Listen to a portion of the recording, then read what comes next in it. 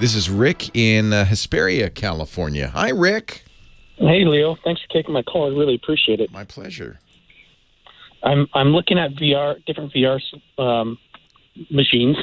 Yes. Right now, I've got I have a PlayStation 4, and I also have an iBuyPower gaming computer, so I can go either route. I can go with the Vive, I can go with Oculus, I can go with PlayStation 4, and just trying to figure out what the best route to go, or if I should wait.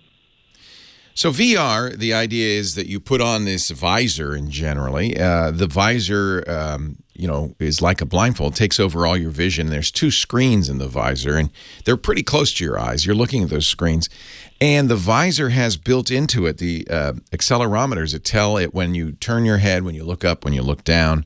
So it will change the display as you move your head, giving you the illusion that you're actually somewhere looking around. And it can be quite a convincing illusion. And to the point where we were playing with the Oculus Rift, which is a Facebook-owned company, and I was putting it on some people, and there's just a demo that comes with the Rift where you're standing on the edge of a building, like a skyscraper, and you're looking down. And to a person, everybody who tried this out went, whoa, and step back. So it is an effective illusion. It is an illusion, and there are some negatives to it. Some of these devices, the PlayStation VR and the Vive, also have devices you hold in your hands. That's really useful because if you think about it, if you can't hold something, it's hard for you to pick up things and move around. The Oculus Rift gets around that with using a gamepad, as does the Gear VR from Samsung or Google's Cardboard, which are the lower-end versions. Have you tried any of the cheap ones? Like the Google Cardboard is really cheap. You can get it for $5. Yeah, I have. I tried the Google Cardboard. I actually tried the Samsung Gear. I've also tried the Oculus. The Oculus is really cool. Yeah, it's good to try these before you buy because they are expensive solutions. The least expensive, of course, besides Cardboard and Gear, which aren't really fully immersive gaming platforms, the least expensive would probably be the Sony, since you already have a PlayStation 4. The negative on the Sony, and I've played with all of them, we own all of them. The negative on the Sony PlayStation VR is the Move controllers, which really weren't designed for VR. And it's using the camera that came with the PlayStation, the older camera. So, but I don't find that really a disadvantage. One thing to note is the PlayStation VR is designed to be played seated. Oculus lets you stand up, but you can't move around too much. You mostly can just lean and sway. Only the Vive of all of these gives you a playing area. Now, the disadvantage of that is you have to have a fairly large space, like a 6-foot by 6-foot space, to set up the two spatial recognition projectors that are either corner of that space. And so, but if you have the space for it, that's the most vivid experience because you're moving around.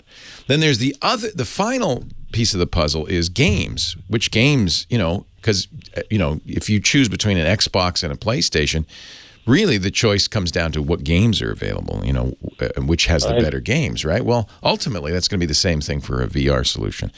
I think, sadly, the Oculus has the better games. I think the Vive is the better technology. Oculus will be coming out with controllers this year, hand controllers. They showed the Oculus Touch controllers.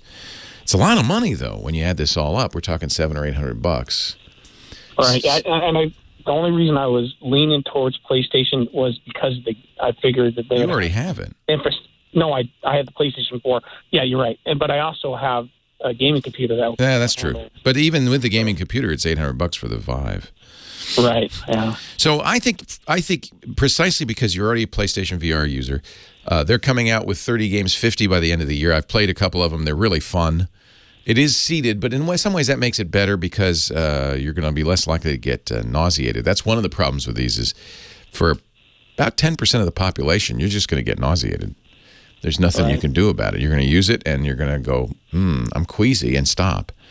I read something about the latency on the PlayStation being different, and making it so you don't get quite as sick. Yeah, it's lower resolution. There's tricks to play, but in my opinion, all these guys say latency because that's something they can fix. What they don't talk about is what I think is the real cause of the nausea, which is the difference between where your eyes are focusing and where your eyes are converging.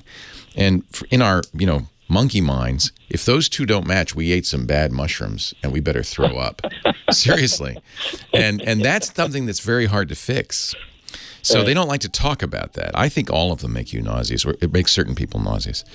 The answer to your question, I think, since you already have a PS4, there'll be better games. It'll be more fun. It's less expensive. That's going to be a great way to get your feet wet. Leo Laporte, the tech guy.